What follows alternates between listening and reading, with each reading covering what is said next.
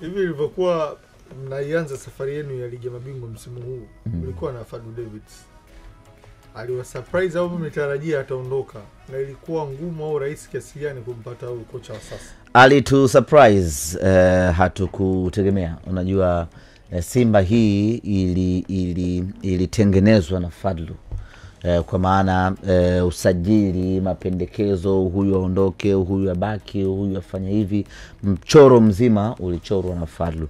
Tukiamini ya kwamba tutakuwa naye kwa msimu mzima. Kila mchezaji unaona amesajiliwa kwa mapendekezo ya Fadlu, kwamba leta huyu aondoke, huyu achaneni naye, huyu msajilini, huyu muongezeni mkataba, huyu fanyeni hivi. Mapendekezo yote hayo yalifanywa na mwalimu Fadlu. Sasa tumecheza mechi ya kwanza ya kimashindano ya ligi mabingwa Afrika, mwalimu anatangaza kuondoka, tena anatangaza kuondoka tukiwa njiani kuelekea katika mechi husika. Ilikuwa ni shock kubwa kwa viongozi, kwa wachezaji, lakini Mungu saidia. Kuondoka kwake ambako kulituchanganya kweli kweli, tukaja tukapata mbadala sahihi kweli kweli.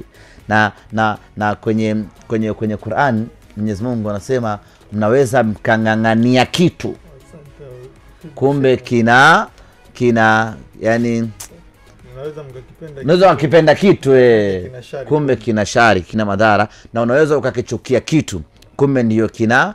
Kwa hiyo sisi pamoja na kwamba tulikuwa tumeshtuka, tumeshangazwa, lakini ujio wa meneja Dimitar Pantev umekuja kutusahaulisha vitu vyote na kuja kuona ya kwamba ni wakati sahihi ulikuwa kumpata Dimitar Pantev.